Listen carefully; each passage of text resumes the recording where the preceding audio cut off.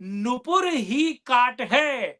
27 साल का सूखा नुपुर ही है और इस सूखे के काट की दवाई योगी आदित्यनाथ ला रहे हैं। तो नुपुर शर्मा को बैटिंग देने वाले अगर कोई आज की डेट में सबसे बड़े लीडर हैं तो वो योगी आदित्यनाथ जी होंगे। नुपुर के आते ही आम आदमी पार्टी के बीच के 2-3 ऐसे मौलाना हैं जो अड़बड़ अड़बड़ बोलेंगे। कट्टर सनातनी लोग हैं, उनका जो उम्मीद है वो ये है कि भाई नुपुर शर्मा जी का नाम क्यों नहीं आ रहा है। नुपुर के कहने का तरीका अलग हो सकता है, ये बात मैं मानता हूं, लेकिन नुपुर ने जो कहा वो बिल्कुल परफेक्ट था, बिल्कुल सही था। तो नुपुर शर्मा जी को लाने के लिए चुनावी रणभूमि में मैदान में, ये रणभूमि ही एक तरीके से, ये केवल अब चुनाव नहीं रह गए। भाजपा एक एक करके जो अपने कार्ड से वो अनफोल्ड कर रहा है।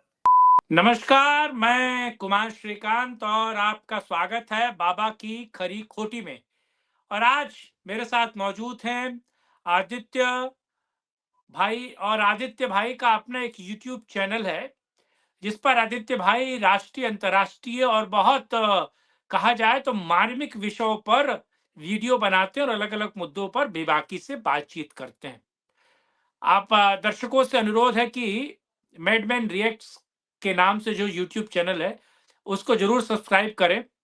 और आदित्य भाई, आज जी आपका स्वागत तो है, लेकिन क्योंकि आज पहली बार मैं आपसे सवाल जवाब के तरीके में बात कर रहा हूं। इससे पहले आपके चैनल पर और अलग अलग प्रोग्राम में हम लोग मिल चुके हैं, लेकिन इसी बातचीत को आगे बढ़ाया जाए और दिल्ली के संदर्भ में बात किया जाए। दिल्ली के परिप्रेक्ष्य में अगर आप बात करेंगे तो दिल्ली में एक बड़ी खबर निकल कर आई। पहले बीजेपी ने 29 सीटों पर अपने उम्मीदवार घोषित किए और बीते दिन यानी कि शनिवार को भी 29 सीटों पर बाकी 29 सीटों पर अपने उम्मीदवार घोषित किए और बाकी रह जाते हैं 12 उम्मीदवार। जी अब 12 उम्मीदवार में कहा जा रहा है कि हिंदू शेरनी और कहा जाए कि हिंदुत्व के मुद्दे के कारण जिसको सब कुछ सहना पड़ा, पर वो टस से मस नहीं हुई और उसने अपनी बात जो है वो अलग अलग मंचों पर बड़ी बेबाकी के साथ रखी। मैं बहन नुपुर की बात कर रहा हूं, जो हिंदुत्व की या फिर कहा जाए हिंदुओं की आवाज की जीती जागती एक मिसाल है नुपुर। नुपुर की एंट्री होने वाली है दिल्ली के चुनाव में, और नुपुर की एंट्री कौन करवा रहा है इस वक्त? अगर नरेंद्र मोदी के कद के बराबर का कोई नेता है पूरे राष्ट्र में, राष्ट्र के परिप्रेक्ष्य में, जो बात बड़ी बेबाकी से करता है, जो एक मठ का सन्यासी है, एक मठ का सर्वे सर्वा है, और 2 बार का उत्तर प्रदेश का मुख्यमंत्री और तीसरा बार उसका क्लियर है, और कहा जा रहा है कि 29 में वो प्रधानमंत्री का चेहरा है। यानी कि योगी आदित्यनाथ की दिल्ली के चुनाव में एंट्री होने जा रही है, क्योंकि योगी आदित्यनाथ जब जम्मू कश्मीर गए पूरा जम्मू एक तरीके से फतेह हुआ। योगी आदित्यनाथ जब हरियाणा गए, हरियाणा में आपने देखा असंभव, तीसरी बार कोई नहीं आता, लेकिन एक नई इतिहास रचा गया और तीसरी बार योगी आदित्यनाथ के प्रभाव के कारण हमने देखा कि बीजेपी की वापसी होती है। महाराष्ट्र में तमाम एंटी इनकम्बेंसी और तमाम चीजों को धक्का बताते हुए हर जगह एक नारा चलता है, बटोगे तो कटोगे, जिसको नरेंद्र मोदी एंडोर्स करते हैं और जिसको आरएसएस प्रमुख मोहन भागवत एंडोर्स करते हैं। दिल्ली के चुनाव में एंट्री किस तरीके से देख रहे हैं भाई आदित्य? जी श्रीकांत जी, सबसे पहले तो आपको और आपके सभी दर्शकों को नमस्कार। और जहां तक बात है योगी आदित्यनाथ जी की, तो हम सभी जानते हैं कि बटोगे तो कटोगे जो नारा उन्होंने दिया, उसके बाद उसको शुगर कोट करके थोड़ा सा कि मोदी जी प्रधानमंत्री हैं, एक है तो सेफ है, उन्होंने यूज किया। बट वो जो बटोगे बटोगे तो कटोगे जो नारा था, वो ऐसा चिपका कि हरियाणा से लेकर महाराष्ट्र तक प्रचंड जीत हुई हमारी। और सेम अगर अभी हम देखें तो भाजपा एक एक करके जो अपने कार्ड से वो अनफोल्ड कर रहा है। उसने पहले 29 सीट निकाली, कैंडिडेट्स घोषित किए 29 सीटों पे, फिर दोबारा 29। तो कपिल मिश्रा वगैरह जो हार्ड लाइन हिंदुत्ववादी सोच रखते हैं जैसा कहा जाता है, तो उनके नाम तो आ गए, मगर अभी भी जो दर्शक है हमारे, जो अभी भी जो ग्राउंड पे लोग हैं, कट्टर सनातनी लोग हैं, उनका जो उम्मीद है वो ये है कि भाई नुपुर शर्मा जी का नाम क्यों नहीं आ रहा है। और अच्छा, भाजपा भी क्या करता है कि 12 नाम अभी नहीं घोषित किए हैं, कसर छोड़ भी दी सबके मन में। 17 तारीख को लास्ट है आपका नॉमिनेशन, तो तब तक हमारे और आप जैसे जो लोग हैं, जो राष्ट्रवादी लोग हैं, वो इस उसमें उम्मीद में रहेंगे कि भाई अब नुपुर जी का नाम आ ही जाए। बाकी जहां तक बात है योगी जी की एंट्री की, तो योगी जी जब एंटर करेंगे तो अभी उन्होंने मोदी जी से मुलाकात भी की, जिसकी फोटोज जो हैं सोशल मीडिया पे वायरल हो रही हैं। वो महाकुंभ में उनको ऑफिशियली इनवाइट करने गए थे, और जब भी दो बड़े राजनेता मिलते हैं तो केवल जो कहते हैं ना औपचारिक मीटिंग तो होती ही है, मगर उसके अलावा राजनीति तो जरूर डिस्कस हुई होगी।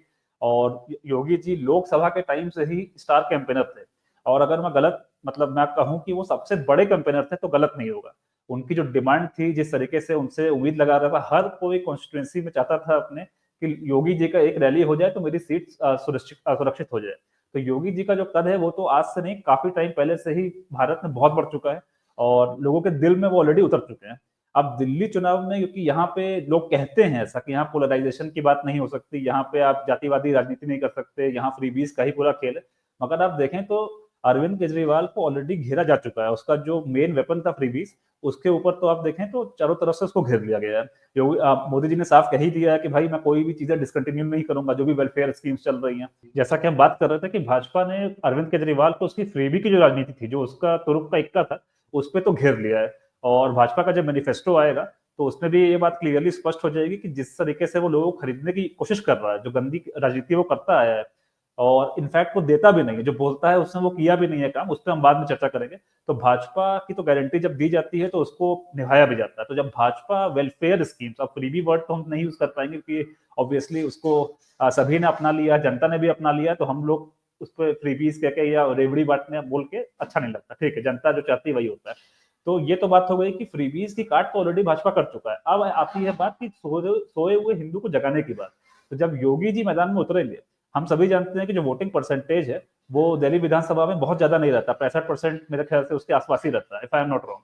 अब जो वोट प्रतिशत जब बढ़ता है, जो सोया हुआ हिंदू की जो बात हो रही है, जब वो जगेगा, अगर 3 4 5% वोट भी बढ़ गया, और जो कि जब योगी जी जगाएंगे तो कौन सा हिंदू जगेगा सबको पता है, और वो वोटिंग अगर हो गई तो दिल्ली में भी वही रिजल्ट आएंगे, वो अप्रत्याशित रिजल्ट आएंगे जैसा कि महाराष्ट्र में हुआ था। ये मेरा मानना है।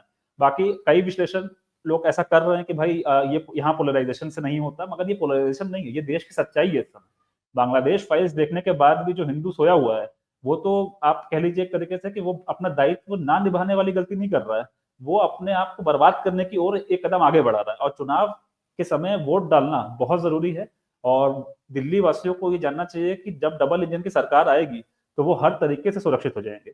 ना सिर्फ उनको जो विकास मिलेगा बल्कि सुरक्षा भी मिलेगी। तो ये मेरा मानना है कि जब योगी जी उतरेंगे तो बहुत बदलाव आएगा, वोट प्रतिशत जो बढ़ेगा, ये इसका क्रेडिट योगी जी को मिलेगा। बाकी हम सब जानते हैं कि जो संघ है वो भी जो आपकी रैलीज, जनसभाएं जिन्हें कहते हैं, बैठकें जो हैं, वो सब करके चाहता है कि किसी तरीके से प्रतिशत बढ़ा दिया जाए, जैसा कि उन्होंने महाराष्ट्र में करके दिखा भी दिया। मगर कोई भी हो, ठीक है, मैं कंपेरिजन नहीं कर रहा, मगर संघ के जो कार्यकर्ता है उनका ऑरा और योगी जी के ऑरा में बहुत अंतर है। योगी जी अब बहुत आगे जा चुके हैं, और क्योंकि उनके जो काम है, जैसा उन्होंने यूपी का सीएम बनने के बाद जो करके दिखाया है, लगभग 8 साल हो गए उनको अब, और अभी जो संभल में काम हो रहे हैं, उसके बाद भी लोग एकदम समझ चुके हैं कि इस लीडर के पीछे पुरजोर होकर खड़े हो जाओ, सपोर्ट कर दो इनका, क्योंकि ये व्यक्ति वही है जो कि सिविलाइजेशन हमारा जो रिक्लेम करने का हमारा जो सपना है विकसित भारत के साथ साथ, ये व्यक्ति वो है जो करा देगा इसको। तो योगी जी मैदान में उतरेंगे, रणभूमि में उतरेंगे तो बहुत ज्यादा बदलाव देखने मिलेंगे। दूसरी चीज, नुपुर शर्मा जी की जो बात आती है, 17 जनवरी जो है लास्ट दिन है, जैसा मैंने पहले भी बताया दर्शकों को। अब 5 दिन में भाजपा को जो अपना मूड है इसको बनाना है कि अंतर्राष्ट्रीय दबाव और ये सब कुछ कोई इसको सोचने की जरूरत नहीं है। कतर जैसा देश जिसकी आबादी दिल्ली, नोएडा और 4 6 जिले हम मिला दें यहाँ के, तो उससे कम हो जाती है, तो उसके दबाव में आने की कोई जरूरत नहीं है। और नुपुर शर्मा को मैदान में उतारा जाना चाहिए, क्योंकि इससे क्योंकि योगी जी रैली जरूर कर सकते हैं मगर वो वहां पे कॉन्टेस्ट तो नहीं कर सकते। तो कॉन्टेस्ट करने के लिए कपिल मिश्रा और इस टाइप के जो लोग उतरे हैं, उनके साथ साथ अगर नुपुर शर्मा भी आ जाए तो हिंदुत्व की जो राजनीति है उसको बहुत अच्छा समर्थन मिलेगा। जी श्रीकांत। नहीं नहीं, इसमें मैं एक और बात बता रहा हूँ। देखिए, कहीं ना कहीं योगी का एक पक्ष, क्योंकि देखिए योगी 2 बार अभी 1 हफ्ते के बीच 2 बार दिल्ली आए, और दोनों बार आने के बाद एक बार अमित शाह से मिलते हैं, जेपी नड्डा से मिलते हैं, दूसरी बार आते हैं तो नरेंद्र मोदी से मिलते हैं, फिर जेपी नड्डा से मिलते हैं। और जब योगी मिलकर जाते हैं तुरंत जो है बीजेपी की लिस्ट आ रही है। आप इस बात को समझिए, जैसे ही वो मिलकर जाते हैं वैसे ही बीजेपी की लिस्ट आ जाती है। दूसरा इसमें महत्वपूर्ण क्या है, इसमें महत्वपूर्ण ये है कि योगी आदित्यनाथ कहा जा रहा है, और ये मीडिया में ये चर्चा है जिसको लेकर मैं बात कर रहा हूं, ये कहा जा रहा है कि योगी आदित्यनाथ से उनका मन पूछा गया कि दिल्ली के चुनाव में, चुनाव को आप किस तरीके से देखते हैं। और दिल्ली के चुनाव में क्या करना चाहिए। क्योंकि देखिए, इस वक़्त पूरे भारत का जो मूड है, mood off the hmm, nation, वो ये है कि बँटोगे तो कटोगे। तो जो इस बिल वक़्त राष्ट्रवाद अपने चरम पर है, जो हुँ, हिंदुत्व अपने चरम पर है, जो हिंदू जग रहा है, जो आरएसएस भी हिंदू विरोध में बात कर रहा है, तो हिंदू उसको सुना रहा है, मोदी को सुना रहा है। क्योंकि कह हुँ, रहा है कि भाई इस वक़्त सही मार्ग योगी बता रहे हैं। तो हुँ, योगी से जब उनका परिप्रेक्ष्य पूछा गया, योगी से जब उनका मन लिया गया, मन माना गया, तो कहा जा रहा है कि योगी ने कहा कि दिल्ली में जब तक आप हिंदुत्व के मुद्दे पर बात नहीं करेंगे, दिल्ली हुँ, में जब तक आप छद्म राष्ट्रवाद के खिलाफ बात नहीं करेंगे, दिल्ली हुँ, में जब तक आप कोर हिंदुत्व के मुद्दे पर बात नहीं करेंगे, तब हुँ, तक दिल्ली में आपका 27 साल का सूखा मिटने वाला नहीं है। और दिल्ली में आप देखिए, क्योंकि दिल्ली में ये विजय सेना रही है, विजय गोयल हों, विजय मल्होत्रा हों, विजय गुप्ता हों, विजेंद्र हुँ, गुप्ता हो, ये बहुत समय तक रहे हैं। और दिल्ली की बीजेपी जो है वो कभी मजबूत रही नहीं है। हुँ, 2014 के बाद तो दिल्ली की बीजेपी मुझे लगता है कि सबसे ज्यादा डामाडोल बीजेपी रही है। इतनी बुरी बीजेपी तो तमिलनाडु में नहीं है, हुँ, जितनी बीजेपी बुरी अवस्था में दिल्ली में है। क्यों? जी, क्योंकि आप 2013 में तो अच्छी सीटें लाते हैं, 2015 में आप हुँ, सिमट जाते हैं, 20 में सिमट जाते हैं, और लगातार आपका सिमटना जारी रहता है, क्योंकि आप अपने मुद्दों को लेकर सीधे बातचीत नहीं कर रहे। आप हुँ, विकास के साथ साथ हिंदुत्व के मुद्दे का जो कॉकटेल है, जो हुँ, जनता चाहती है कि उनके सामने आए, और जनता चाहती है कि इन्हीं मुद्दों पर बात हो। आप हुँ, समाज की बात आपने बहुत बेहतर की, आपने सुरक्षा की बात बहुत बहुत बेहतर हुँ, की, लेकिन जो सत्ता में है वो दिल्ली की सुरक्षा के लिए सबसे पहले जिम्मेदार है। हुँ, क्योंकि उसी के पार्टी के लोग दिल्ली दंगों मुख्य अभियुक्त के हुँ, तौर पर आते हैं। हुँ, उसी के पार्टी के लोग दिल्ली के दंगों में पैसा फंड करते हैं। उसी जी, के पार्टी के लोग दिल्ली दंगों में पैसे का इस्तेमाल करके नामजद होते हैं, और हुँ, यूएपीए उनके ऊपर लगता है, और वो जेल की कोठरी में है, और बिल्कुल, उन्हीं लोगों का ओवैसी टिकट दे रहे हैं। तो अगर आप हुँ, हिंदुत्व पे बात करते हैं, और योगी हुँ, ने सीधे तौर पर कहा कि देखिए, आपने भी बिल्कुल सही कहा कि कपिल मिश्रा जो है, कपिल वो हार्ड लाइनर है, वो हुँ, उग्र राष्ट्रवाद की बात करते हैं। वो कहते हैं कि हुँ, साहब, अगर इनसे लोहा लेना है तो आपको हुँ, उतरना पड़ेगा सड़क पर, बिना हुँ, सड़क पर उतरे ये बात नहीं हो सकती। दूसरी तरफ नुपुर है, तो हुँ, नुपुर का फेस भी ऐसा है, मुझे लगता है। देखिए, मेरे सामने कोई नीचे का टोपी कटवा कर ऊपर पहनने वाला व्यक्ति जो है, वो हुँ, अगर एक बार भगवान शिव के ऊपर अभद्र टिप्पणी करेगा, देखिए हुँ, नुपुर ने बिल्कुल सही कहा। नुपुर ने जो कहा वो आपका जाकिर नाइक कहता है, तमाम हुँ, हदीसें, तमाम कुरान कुव्वत सभी लोग हुँ, कहते हैं, हाजी हाजी से लेकर जो जितने भी उलेमा और मौलाना है वो भी ये बात। हाँ, नुपुर के कहने का तरीका अलग हो सकता है, ये बात मैं हुँ, मानता हूँ, लेकिन हुँ, नुपुर ने जो कहा वो बिल्कुल परफेक्ट था, बिल्कुल सही था। वो अलग बात है कि सर्वधर्म संभाव, जिसे मैं अपने शब्दों में कहता हूँ सर्वधर्म वड़ा पाव। तो ये जो हुँ, सर्वधर्म वड़ा पाव वाला जो है ना बीजेपी की, ये जो हुँ, छिछली सी बिना रीढ़ की हड्डी वाली राजनीति है, जिसमें हुँ, आप नुपुर को साइड लाइन कर देते हैं, और जो क्लिप कटुआ है, एक हुँ, क्लिप कटुआ है, जी, जंगल का भालू, जुबैर। तो जुबैर के चक्कर में आप नुपुर को हटा देते हैं, और देखिए उसके बाद अगर आप देखें, तो वो जो लोग जो इस पूरे मामले में फंसे हुए थे, उन सभी लोगों को बीजेपी ने वापस ले लिया है। हुँ, आप डिसऑन नहीं, अब बीजेपी उनको टिकट दिया। अब राजा की बात करें, डी राजा, आप हुँ, राजा साहब केवल अपना चुनाव नहीं जीतते, पर कि महाराष्ट्र में आकर वो चुनाव हुँ, प्रचार कर रहे हैं। हुँ, अब नुपुर की बारी है, क्योंकि देखिए योगी आदित्यनाथ ने सीधे तौर पर कहा है कि जो हिंदुत्व की बात कर रहे हैं, ऐसे लोगों को आप आगे लेकर आइए। क्योंकि हुँ, एक बार पोलराइज हुआ, आदित्य भाई हुँ, देखिए, जी, नुपुर आएगी, नुपुर के जैसे ही आएगी, तमाम मौलाना मौलवी नुपुर हुँ, के विरोध में बात करेंगे, बीजेपी के विरोध में बात करेंगे। हुँ, देखिए, मुस्लिम वोट बैंक बीजेपी को मिलने से रहा दूर दूर हुँ, तक, ये तो क्लियर है। और हुँ, बीजेपी अगर इस बात को सोचती है कि एक भी उसको मुस्लिम वोट दे दे, तो मुझे लगता है वो दिन में जागे आंखों से सपने देख रही है। बिल्कुल, उनसे बड़ा मूर्ख कोई नहीं होगा। अच्छा, उनको भी पता है, हुँ, लेकिन नुपुर के आते ही आम हुँ, आदमी पार्टी के बीच के 2-3 ऐसे मौलाना हैं जो अड़बड़-अड़बड़ बोलेंगे, ठीक? हुँ, मुस्तफाबाद से चुनाव लड़ेगी, और वो मुस्तफाबाद मुस्लिम बहुल इलाका है, वहाँ प्रचार हुँ, करेगी, वहाँ जैसे ही प्रचार करेगी, मामला सुर्खियों में आएगा, हुँ, क्योंकि वहाँ छीदी टोपी वाले तो बैठेंगे, ठीक है, छोटे भाई का पजामा बड़े भाई का कुर्ता पहनने वाले लोग तो वहां है ही।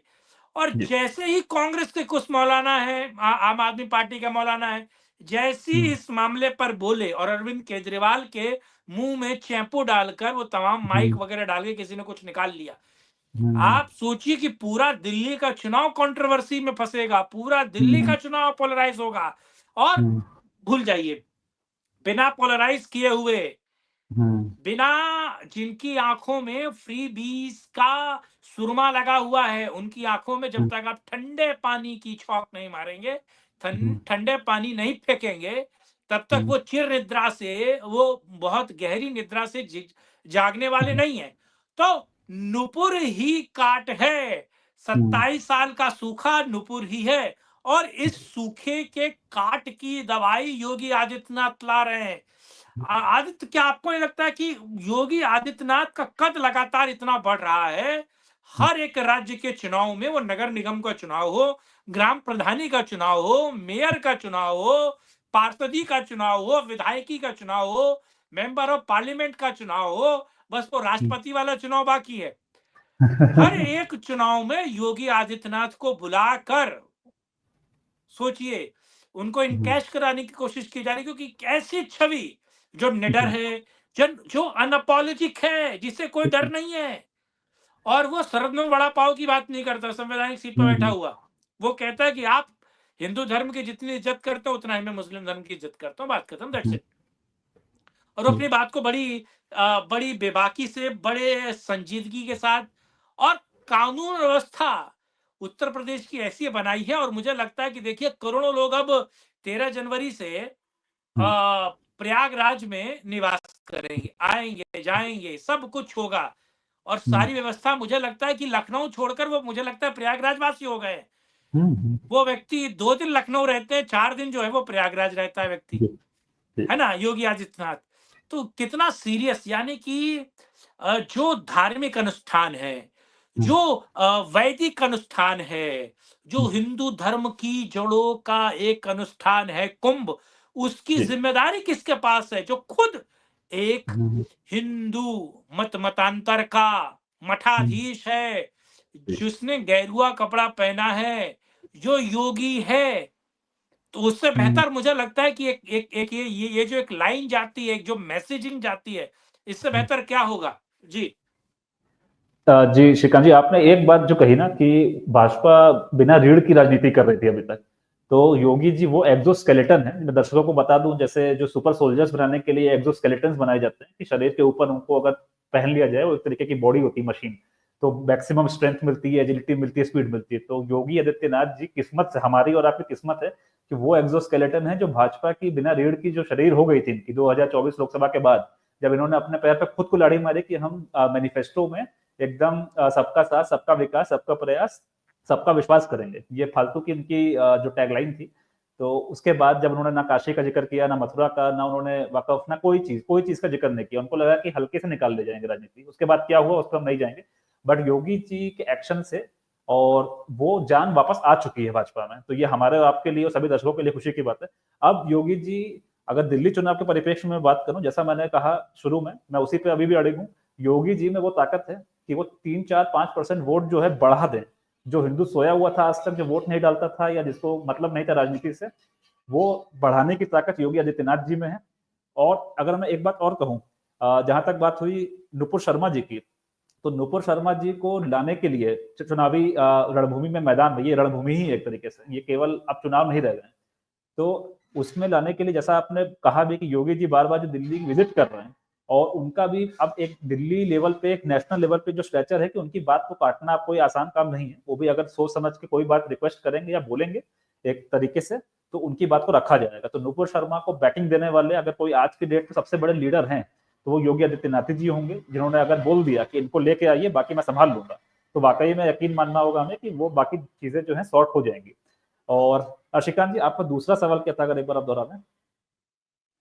राष्ट्रीय परिप्रेक्ष्य में योगी जो है वो एक बहुत बड़ा कल्ट फिगर बन गए हैं। 27 और 29 के मद्देनजर अगर बात किया जाए तो जी, जी। देखिए मैं अगर आपको बताऊँ, जब ऑब्ज़र्व कर रहा था मैं राजनीति, 2017 में सपा जो थी वो लगभग बर्बाद हो गई थी। 40 सीट के आस-पास आके सिमट गई थी। और 2022 में योगी जी का इतना अच्छा कामकाज करने के बावजूद, 5 साल इतना अच्छा काम किया उन्होंने प्रदेश में, लॉ एंड ऑर्डर इतना इम्प्रूव किया, फिर भी सपा की सीट थी बढ़ के लगभग 100 का आंकड़ा पार कर गई। उसमें कई चीज़ें और भी थी, कई ऐसे लोग हैं जिनको भ्रष्टता के अलावा राजनीति में कुछ और ढूँढने आते ही नहीं है, तो वैसे लोग, कई लोग शिफ्ट किए, कई चीज़ें और थी। बट फिर भी एज अ युवा नेशनलिस्ट जो ऑब्जर्व करता है राजनीति, मुझे बड़ा खराब लगा कि भाई एक आदमी सन्यासी है जो सनातन और राष्ट्र के अलावा अपना समय कहीं देता ही नहीं है, पूरी जिंदगी न्यौछावर कर चुका है, आगे पीछे कोई नहीं है जिसके, उसको भी लोग नकार रहे हैं कि उनका निजी स्वार्थ जो है वो फुलफिल नहीं हो रहा है। जो समाजवादी पार्टी की सरकारें कैसे चलती थी, मुझसे मच बेटर आप लोग जानते हैं कि क्या क्या वहां पे होता था। तो लेकिन मुझे लगता है कि उस समय योगी जी का क्योंकि हाथ बांध के रखा गया था सेंटर से, हमने 2024 लोकसभा में सीट के वितरण को लेकर भी सुना ये सब बातें, अब वो सब कुछ सॉर्ट हो चुका है। और जब योगी जी खुल के बैटिंग करेंगे बिना सोचे समझे, इन द सेंस कि उनको किसी को जवाब देना है या उन्हें जबरदस्ती की वो सेकुलरिज्म की चादर ओढ़नी है, तो मुझे यकीन है कि कई जो इस तरीके के लोग थे जो कि केवल भाजपा से इसलिए छटके कि ये लोग भी केवल अपना स्वार्थ देखते हैं लास्ट में, और सनातन और राष्ट्रवाद केवल जबान पे रखते हैं, जब योगी जी लीड करेंगे भाजपा को तो वो लोग वापस आ जाएंगे। और 2027 में मैं अभी से अगर एक छोटा सा प्रोडिक्शन दूं, मुझे लगता है कि बहुत जबरदस्त चुनाव होगा और योगी जी वहां पे झंडा गाड़ के दिखाएंगे। 29 का दावेदार, या अगर मोदी जी कंटिन्यू करना चाहते हैं तो वो भी बहुत अच्छे लीडर हैं, 34 का जब भी दावेदारी होगी मैं हूं दावेदार, और वो जनता के दिल में तो आज उतर ही चुके हैं। तो यही मेरा लास्ट रिमार्क है। बाकी जैसा डेली डेली अपब्रिंगिंग्स आती रहेंगी दिल्ली चुनाव को लेकर, उस पर करते रहेंगे। बाकी दर्शकों को मैं एक बात और बताना चाहूंगा कि अरविंद केजरीवाल के एक जुमलेबाज आदमी है, और ऐसा परिधि आदमी शायद ही भारत की राजनीति में आया होगा पिछले 20 सालों में। तो उसने एक नया जुमला चला है, ये हिंदुत्व वाली जो बातें हैं योगी जी के आने से पहले ही उसने अरविंद केजरीवाल ने छेड़ दिया। उसने रमेश भिदुरी जी सीएम फेस होंगे ऐसा बोल के मुसलमानों को पोलराइज करने का ऑलरेडी अपना अटेम्प्ट कर दिया है। क्योंकि हम सब जानते हैं कि जब से पुजारी ग्रंथि योजना का अनाउंस किया था अरविंद केजरीवाल ने, तो कई मुस्लिम मौलाना जो थे वो नाराज थे कि भाई ये आदमी तो दोनों तरफ बैटिंग करना चाहता है, इधर आउट हुए तो उधर पिच पे बैटिंग कर लो, ये तो गजबी खिलाड़ी है। तो उसने अब पकड़ लिया है अपना कोर वोट बैंक कि भाई मैं अपने कोर वोट बैंक के पास वापस जाता हूं, वरना ये ना हो कि ये कांग्रेस की तरफ छिटक जाए। क्योंकि खबरें ये भी आ रही हैं कि राहुल गांधी अब वियतनाम से लौट चुके हैं, वो अपना सॉफ्टवेयर अपडेट करा चुके हैं वहां जो चाइनीज ऑफिशियल्स होंगे उनसे। तो अब महाकुंभ भी आ रहा है, कई चीजें हैं मतलब, लेकिन राहुल गांधी भी चुनावी मैदान में उतरने वाले हैं। और वो भी जब उतरेंगे तो मुस्लिम वोट बैंक पर सेल लगनी ही लगनी। तो केजरीवाल अब दोबारा भागा है अपने वोट बैंक की तरफ। तो अब आप वहां पे जो मुस्लिम पोलराइजेशन की राजनीति है, दिल्ली चुनाव भी उसी पे केंद्रित रहेगी। ये फ्रीबीज और ये सब जो है एक दूसरे को सब काट चुके हैं, सबने आपस में अनाउंस कर दिया है कि हम उससे ज्यादा दे देंगे। तो पोलराइजेशन तो होना ही है इस चुनाव में। ये मेरा आखिरी रिमार्क है श्रीकांत जी। जी, पोलराइजेशन तो होगा ही, क्योंकि दिल्ली में चुनाव धीरे-धीरे अपनी रफ्तार पकड़ रहा है और ये रफ्तार, मुझे लगता है कि इस रफ्तार से मैचिंग करने वाला केवल सन्यासी है।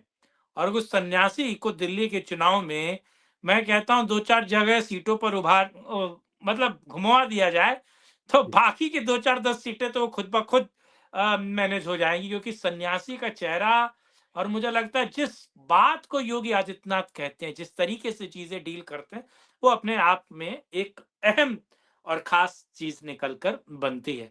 बहरहाल आदित्य, आपने समय दिया, आपने इस मुद्दे पे बात की, आपका बहुत-बहुत धन्यवाद। दर्शकों से अनुरोध है कि वीडियो को लाइक, शेयर, चैनल को सब्सक्राइब कीजिए और आदित्य का जो यूट्यूब चैनल है मैडमैन रिएक्ट्स, उसको ज़रूर फॉलो कीजिए, उसको ज़रूर लाइक कीजिए और आदित्य की जो बहुत अहम मुद्दों पे बहुत बेबाकी और सपाट बात करते हैं, मुझे लगता है उससे भी बहुत ज्ञानवर्धन और अच्छी चीज़ें आपको समझ में आएँगी। साथ जुड़ने के लिए, इस मुद्दे बात करने के लिए बहुत धन्यवाद। कल फिर मिलेंगे, करेंगे राष्ट्रहित में एक और चर्चा। जय हिंद, जय भारत, वंदे मातरम, नमस्कार। जय जय हिंद, जय श्री श्री राम। राम। जय श्री राम। जय जय श्री राम। और मैंने तो बोला ही नहीं, जय हिंदू राष्ट्र।